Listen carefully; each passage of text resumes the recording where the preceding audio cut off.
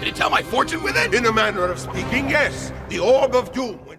Growing up in the early 1990s to late 2000s, Power Rangers was one of the staple shows that every kid was guilty of watching. Over the years, we've had so many Power Rangers, but the journey of Power Rangers started a decade ago with the Mighty Morphin Power Rangers being released in 1993. In the third season of Mighty Morphin Power Rangers, our group of young heroes faced off against a villain who successfully gained the upper hand and destroyed their power coins, rendering them helpless. That villain was none other than Rito Revolto, the half-brother of Rita Repulsa. But how did he manage to do so? Let's find out in today's video, where we look into this comical villain of the series. But before we go into our explanation, we have a very small request. If you like our content, please support us by subscribing to our channel. This is a small click for you, but for us, it means a lot. Thank you. Let's begin. Oh, you guys are getting on my nerves. Good! Give us the orb and we'll leave!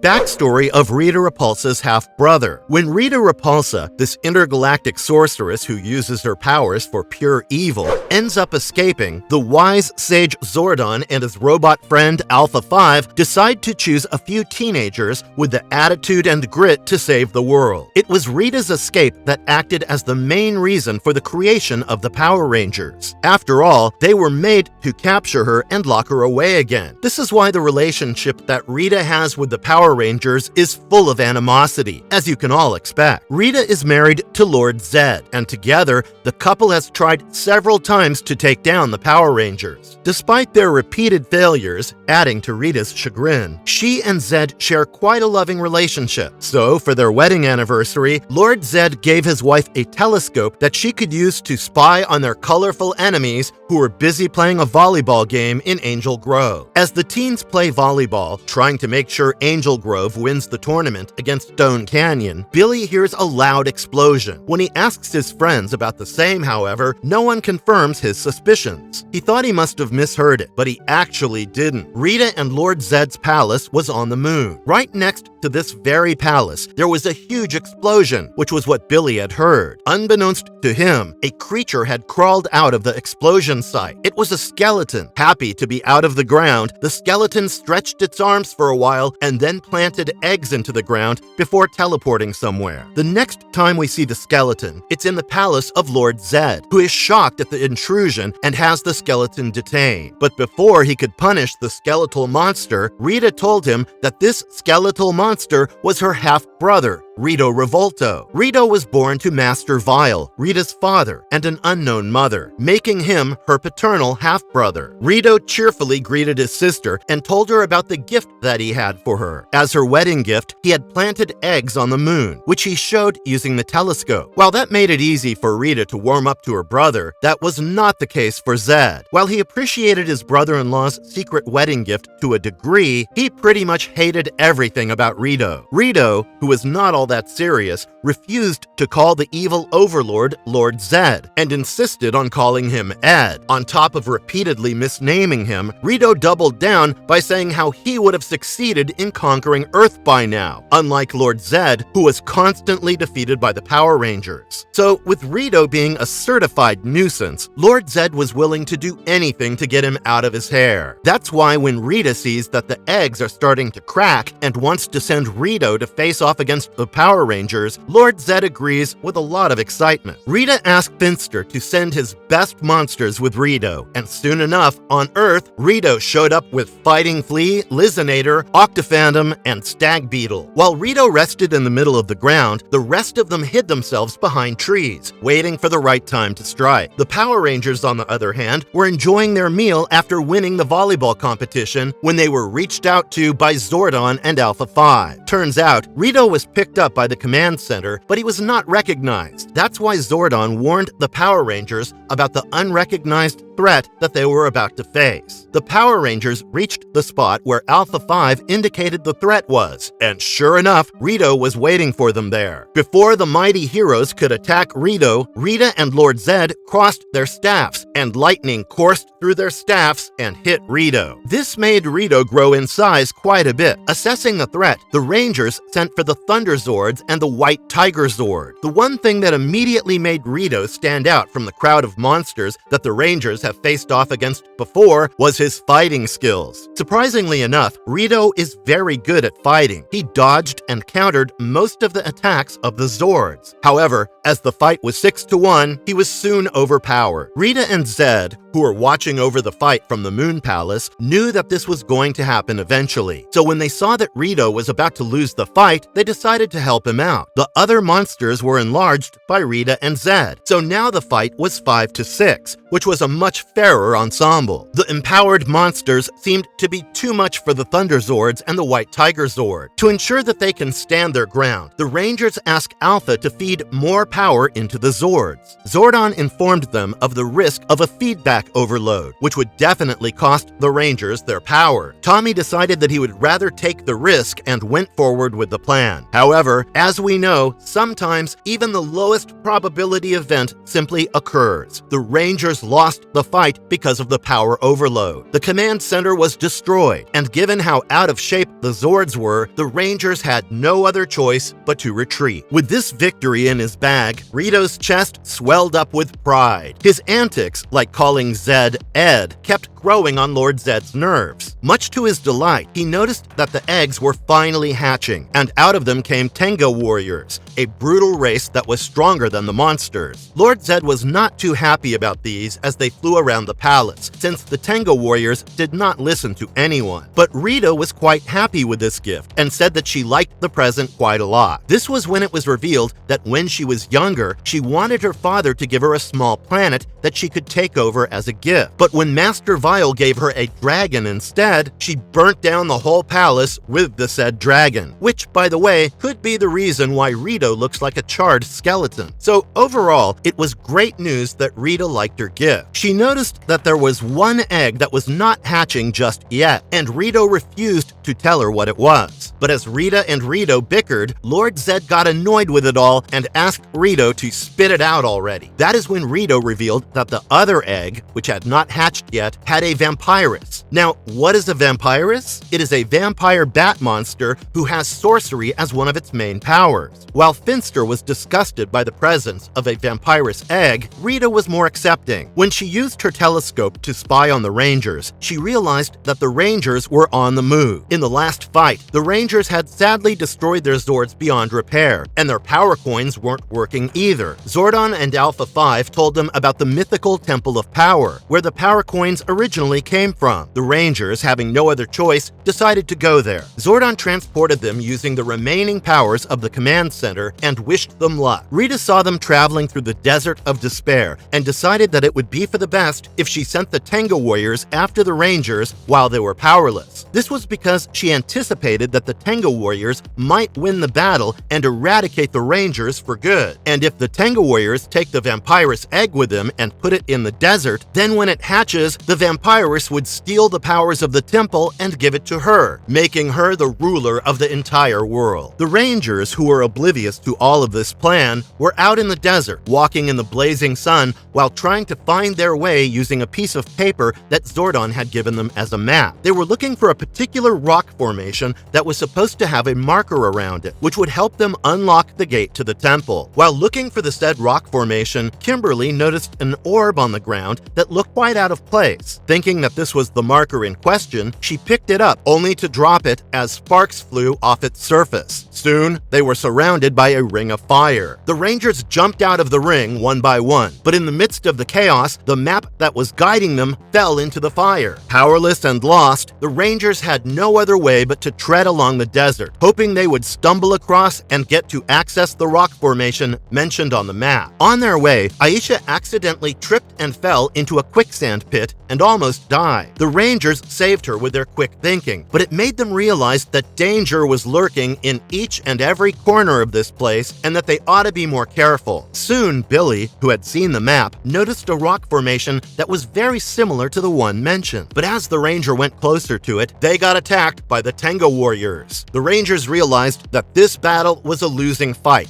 and decided to run away into the rock formation. There, Adam accidentally recessed a rock, which led to the opening of a tunnel. Tommy stepped in and immediately disappeared. Worried about him, all the Rangers stepped into the tunnel one by one and got teleported somewhere else. The place they were teleported into was none other than the Temple of Power that they were looking for. They heard a voice coming from a vase that demanded to know who they were. The figure in that vase identified himself as Ninjor, the man who had made the power coins in the first place. Ninjor asked them about the reason for their visit, and when the Rangers explained the situation they were in, Ninjor made it abundantly clear that he was uninterested in helping. But he changed his mind when he realized that the Rangers had pure intentions and didn't plan on using the power of ninja for evil. With this, he taught them the way of the ninja and transformed the warriors into Ninja Rangers. With their new power coins, the Ninja Rangers left the Temple of Power and faced off against the Tengu Warriors, who were waiting for them. The fight was rather short, as the Tengu Warriors didn't stand a chance against the newly reformed Power Rangers. Proud of his disciples, Ninjor gave them his luck and sent them off to save Angel Grove, where Rito was waiting for them. But Ninjor didn't know what was left for him in the Desert of Despair. Rito was surprised to see the Power Rangers in their new suits and Ninja Zords, but he was more than happy to engage in the fight with them. The Ninja Zords proved to be tougher than he was, and the fight ended soon enough. Lord Zed was extremely angry with the loss, but there was still some hope as the Vampirus egg started to hatch. When the egg hatched completely and Vampirus came out, Ninjor knew that the temple was in danger. He went out of his temple to protect the place against the creature. Noticing the arrival of Ninjor, Rita and Zed used their powers to make the Vampirus grow larger in size. So Ninjor enlarged himself to match Vampirus. But it was evident that their powers were equally matched. The Rangers were informed of the fight when the command center was fixed, and to aid their friend, the Rangers reached the desert in the Ninja Mega Falcon Zord. Seeing the Rangers there, Ninjor used the last of his strength to transform into his battle mode and wounded Vampirus. This gave the Rangers enough leeway to finish him off with one clean blow. Despite his failure to kill off the Rangers, Rito decides that he will stay with the evil space aliens, becoming a fighting partner of Goldar. Return of Rito. The next time we see him is when Master Vile, their father, is in the picture. With their father's help, Rita is able to turn the Power Rangers into little children. Billy worked extremely hard and figured out how to turn the Rangers back to their normal age. But before he could turn everyone into their normal age, Rita and Goldar showed up. They took the ninja coins from the Kid Rangers and destroyed them, rendering them helpless, just like Lord Zed wanted. And that was the end of Mighty Morphin Power Rangers. But this won't be the last time that we would get to see our Rangers, though. Rito and Zeo Rangers. Lord Zed gave Rito and Goldar the map of the command center so they could plant a bomb there. They managed to plant the bomb and get their hands on the Zeo crystal. However, the bomb went off before they could get out of the command center. Owing to how close they were to the bomb when it went off, Rito and Goldar lost their memories. Completely lost, Rito and Goldar decided to start living with Bulk and Skull, the clumsy friends of Power Rangers. But Rita showed up in his dream and helped him and Goldar regain their memories, bringing an end to this unlikely friendship between the monsters and the humans. The last time we see Rito is when he goes out with Rita and Lord Zed for a vacation with them, only to return and start fighting with the Zeo Power Rangers, hoping to destroy them.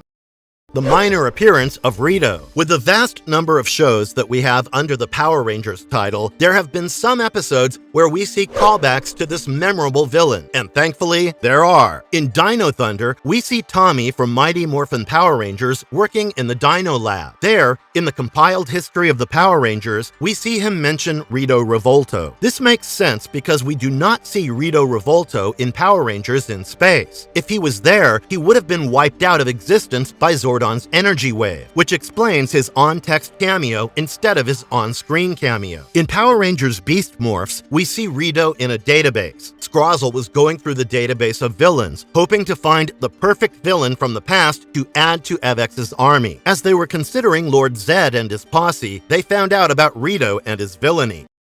a closer look at his strengths and tools. As much as I would love to say that Rito's biggest strength was his sense of humor, there is so much more that he brought to the table. His durability is something worth mentioning. He took punches from the Ninja Mega Falcon Zord and Ninja Megazord without even flinching. He also has the power of teleportation because, as we saw, he arrived on the moon in this orange and red fireball. One of the coolest things that I've seen him do is the reverse beam technique. As the name suggests, it's a technique when Rito is able to reverse a move that he is on the receiving end of. We see him do this when he faces off against the White Tiger Zord. Using his left hand, he took the White Tiger Thunderbolt and then sent it back to the White Tiger Zord, destroying it completely in a mere instance. If that's not the coolest thing that you've seen, then I don't know what is. Also, for a scraggly old skeleton, Rito Revolto is quite agile and dexterous. When you see him fight, you have to admit that unlike other monsters who seem to only know how to defend themselves in a clumsy way, Rito knows how to attack as well. The way he moves is fluid, and that can only be achieved through training. This man is just full of surprises.